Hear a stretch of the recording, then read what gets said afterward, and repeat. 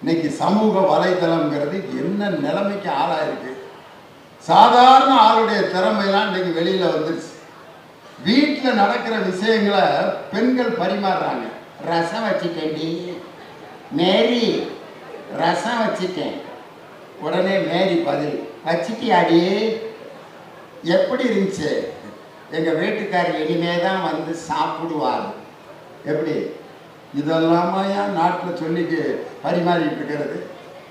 சாப்பிட்டியா இங்கிலீஷில் SAPTIA, சாப்பிட்டியா அப்படின்னு அவர் சாப்பிட்டேன் அப்படின்னு அதை எழுதுறதுக்கு அவருக்கு நேரம் இல்லையா?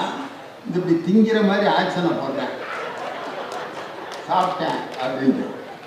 உடனே எப்படி இருந்துச்சுன்னா அதுக்கு ஒரு பொம்மையை பாறேன், நல்லாவே இல்லை. எழுதுறதுக்கு நேரம் இல்லை, பேசுறதுக்கு நேரம் இல்லை, பொம்மையிலேயே பேசிக்கிறேன். ஹேப்பி பர்த்டே அப்படின்னோன்னா ஒரு கேக்கை ஒரு பொம்மை அப்படி வெட்டுது, அதுதான் பர்த்டே கிரீட்டிங்ஸ். ஒருத்தர் வந்து எனக்கு வேலை கிடச்சிருச்சுன்னு இப்போ அனுப்புகிறாரு, 2 கைதட்டலை மட்டும் இப்படியே போடுறேன். இன்னொருத்தன் எனக்கு பையனுக்கு MBBS இடம் கிடச்சிருச்சு அப்படின்னு சொன்னோன்னா கண்ணீர் விட்டு 3 பொம்மையை போடுறேன்.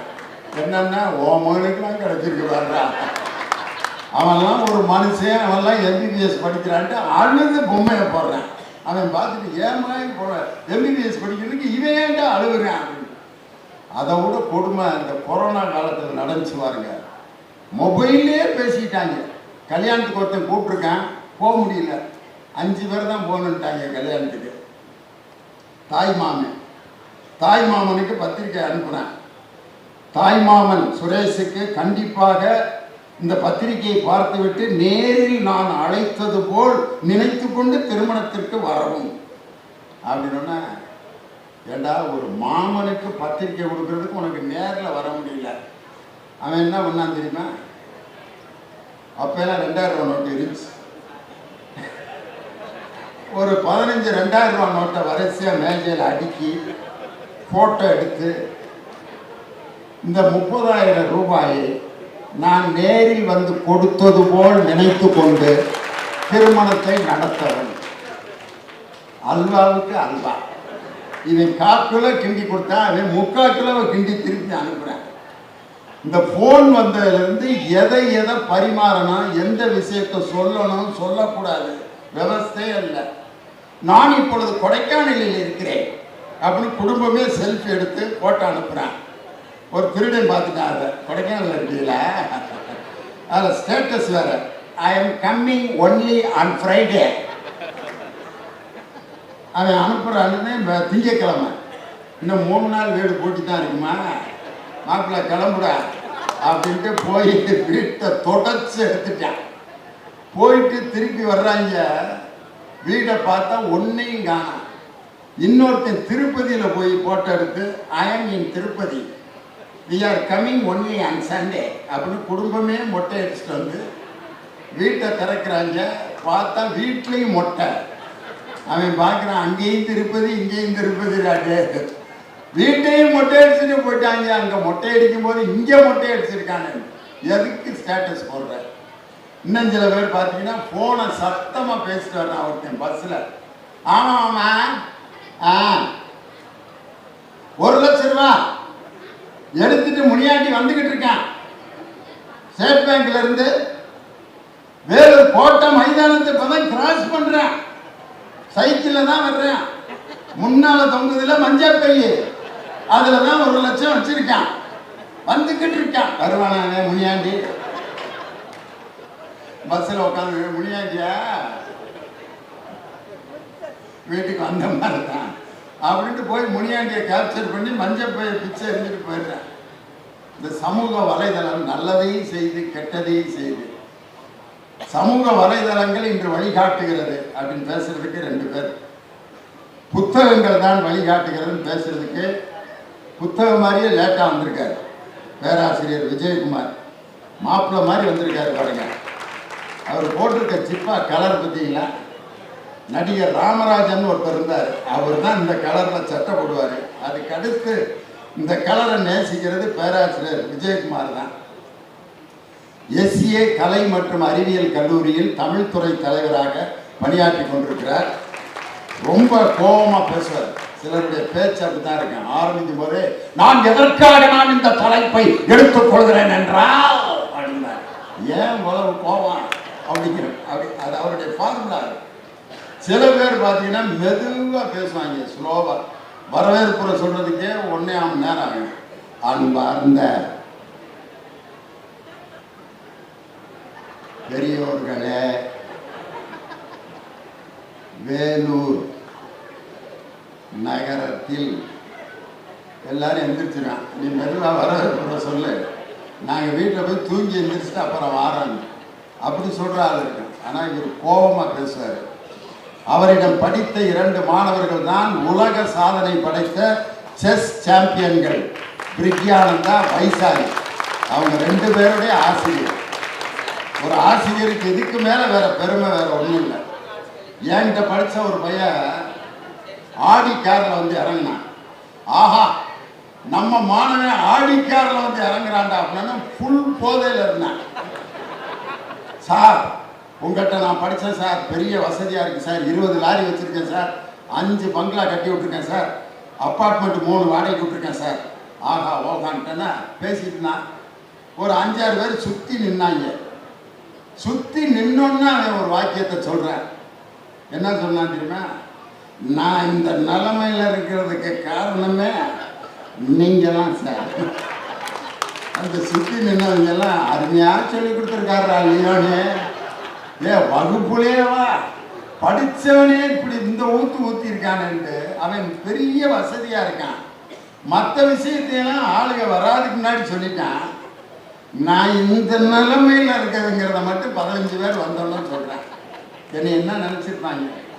ஆனால் ஒரு நல்ல ஆசிரியர் எப்படி இருக்குங்கிறதுக்கு இலக்கணம் பேராசிரியர் விஜயகுமார்.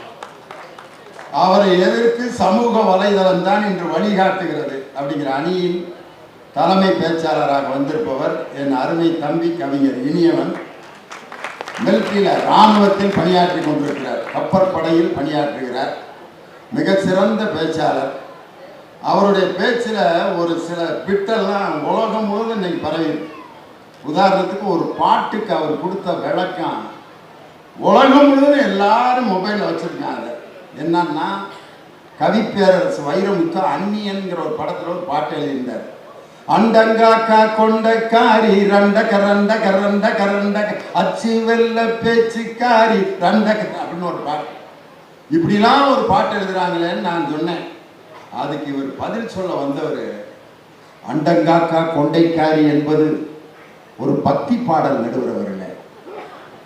உண்மையா ரண்டக்க ரண்டக்கங்கிற பாட்டு பக்தி பாட்டா? அண்டங்காக்கா கொண்டைக்காரி யார்? அண்டத்தை காப்பவள் மதுரை மீனாட்சி, அவள் கொண்டை போட்டிருப்பாள். அண்டங்காக்கா கொண்டைக்காரி, 5 சொல்லுக்காரி, 5 எழுத்து மந்திரம் ஓம் நமச்சிவாய, 8 எழுத்து மந்திரம் ஓம் நமோ நாராயணா, 6 சொல்லுக்காரி. உடனே நான் சொன்னேன், ரண்டக்கனா என்னன்னு கேட்டேன். அதுக்கு கொடுத்தாரு பாருங்க ஒரு அற்புதமான விளக்கம். எல்லா கடவுள் வீட்லையும் போய் பாருங்க, 2 அக்கா தான் இருப்பாங்க. சிவபெருமானுக்கு 2 அக்கா, பெருமாளுக்கு 2 அக்கா, முருகனுக்கு 2 அக்கா. அதனாலதான் இந்த கவிஞர் ரண்டக்கா வைரமுத்து கதறி அழுதுட்டாரு. நான் இப்படி நினைச்சு எழுதவே இல்லை. ஒரு காலம் தாண்டா உலகம் முழுவதும் இப்படி அதை சிக்கல்ல மாட்டி விட்டுட்டு இருக்காங்க. அந்த பாட்டுக்கு விளக்கம் கொடுத்தது மட்டும் இல்ல, மலம பித்தா பித்தாத்தே அந்த பாட்டுக்கு விளக்கம் கொடுத்தாங்க. அது மாதிரி உட்கார்ந்து ரூம் போட்டு இது மாதிரி சிந்திச்சு மக்களுக்கு அரிய கருத்துக்களை சொல்லுவார். நல்ல சிந்தனையாளர். இது மாதிரி லொல்லு மட்டும் இல்லை, நல்ல செய்திகளையும் சொல்லுவார். இனியவன். அவரோடு பேச வந்திருக்கக்கூடிய என் அருமை தம்பி, நான் வளர்த்த பிள்ளை அப்படின்னு சொல்றதுல எனக்கு ஒரு பெரிய பெருமை. என்னன்னா, ஹைஸ்கூல் படிக்கிற காலத்திலேருந்து மிக அற்புதமாக பேசி, அவர் இதே மாதிரி பல பிட்டுகள், அவர் போடுற பிட்டுகள்லாம் பயங்கர ஃபேமஸ். கலைஞர் டிவியில் என் கூட பேசுகிறப்ப என்கிட்ட ஒரு கேள்வி கேட்டார். கேரளா பொண்ணுக்கும் தமிழ்நாட்டு பொண்ணுக்கும் என்ன வித்தியாசம் அப்படின்னு என்கிட்ட. இது ஒரு வயசானவன்கிட்ட கேட்குற கேள்வியா அப்படின்னு. சொல்லுங்க நடுவுறவர்களே அப்படின்னு. எனக்கு தெரியல, நீயே சொல்லப்பான்னொன்னே, ஒரு அழகான பொண்ணு வந்து கோலம் போட்டால் அது வந்து பூவை வச்சு கோலம் போட்டால் அது கேரளா பொண்ணு. ஒரு பூவே வந்து கோலம் போட்டுச்சுன்னா அது தமிழ்நாட்டு பொண்ணு. உலகத்தில் இப்படி யாராவது சிந்திப்பாங்க? அந்த பிள்ளைய பூரா ரசிகர் மன்றம் ஆரம்பிச்சிருச்சுங்க. அதுக்கப்புறம் என்னால் முடிஞ்ச ஒரு விளக்கத்தை நான் சொன்னேன். தலையை குளிச்சுட்டு சடப்பின்னி பூ வச்சுட்டு வந்தால் தமிழ்நாட்டு பொண்ணு, அப்படியே விரிச்சு போட்டு வந்தால் அது கேரளா பொண்ணு இருக்கும். உடனே நடுவர் அவர்களே நீங்களும் ரசிச்சிருக்கீங்க பார்த்தீங்களா அப்படின்னு என்னைய ஒரு ஓட்டினார்.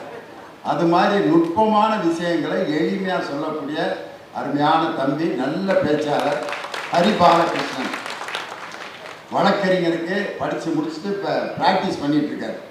நல்ல ஒரு வழக்கறிஞராக வந்து ஹைகோர்ட்டில் ஒரு நல்ல லாயராகி மக்களினுடைய சட்ட பிரச்சனைகளை தீர்த்து வைக்கின்ற ஒரு ஜெய் பீம் கதாநாயகன் மாதிரி நீ வரணும் அப்படின்னு என்னுடைய வாழ்த்துக்கள். இந்த பக்கம் விஜயகுமார் கூட ஒருத்தர் முதல்ல இருந்து அனாதையாக உட்காந்து இப்போ தான் அவருக்கு துணை கிடச்சிருக்கு. கடலூர் தணிகை வேலன் புதிய பாடல்களை ரொம்ப அழகாக பாடி தன் கருத்துக்களுக்கு வலிமை சேர்ப்பார். அவர் ஒரு பேச்சாளர் மட்டுமல்ல, நல்ல டைரக்டர். அநீதின்னு ஒரு குறும்படம் டைரக்ட் பண்ணார், ஷார்ட் ஃபில்மு. அதில் என்னுடைய மகன் தான் கதாநாயகனாக நடித்தான், லியோ சிவகுமார். நல்லா படிச்சுட்டு ஒரு பெரிய வேலையில் இருந்தான். இவர் என்னைக்கு கேமரா ஆசையை காமிச்சாரோ அதோட வேலையை எழுதி கொடுத்துட்டு இப்போ முழு நேரம் நடிகராக இருக்கேன். அழகிய கண்ணேன்னு ஒரு படம் அவன் நடித்து ஹீரோவாக வெளியாகிடுச்சு. இப்போ ராமராஜன் கூட சாமானியன் ஒரு படம் நடித்து அது இன்னும் வெகு விரைவில் அது வெளிவரப்போகுது. மாண்புமிகு பறை அப்படிங்கிற ஒரு படத்தில் ஹீரோவாக நடிச்சிட்டு இருக்கான். அதனால் என் மகனை நான் இன்ஜினியர் ஆக்கி MBA படிக்க வச்சு ஒரு பெரிய வேலையில் சேர்க்கணும்னு ஆசைப்பட்ட என்னுடைய கனவை திசை மாற்றி என் மகனை ஒரு நடிகனாக்கிய பெருமை கடலூர் தனிகை வேலை தான் சார். அதை ரொம்ப விரும்பி அந்த தொழிலை ஏற்றுக்கிட்டான். ரொம்ப சந்தோஷம். அருமையான பேச்சாளர்கள், நல்லா ரசித்து கேட்குறீங்க. ஒரு 10 சேர் காலியாக இருந்துச்சு. உடனே என் மனசு லேசாக காலியாகிடுச்சு. வேலூரில் ஏவனிக்கு இவ்வளவுதானா அப்படின்னு. ஆனால் நான் தொடக்க உரை முடிப்பதற்குள் இந்த அரங்கமே நிறைந்திருப்பது உண்மையிலே வேலூர் மக்கள் எப்படி ரசனையை நீங்கள் சளைத்தவர்கள் அல்லங்கிறத நிரூபித்து காட்டிட்டீங்க. அதனால் இப்பொழுது பட்டிமன்றத்தின் விவாதம் தொடங்குகிறது. வாழ்க்கைக்கு பெரிதும் வழிகாட்டுவது சமூக வலைதளங்களா புத்தகங்களா அப்படிங்கிற அணியில் புத்தகங்களை என்ற அணியை தொடங்கி வைத்து பேராசிரியர் விஜயகுமார் உங்கள் பலத்த கரவழியோடு பேச மேடைக்கு வருகிறார்.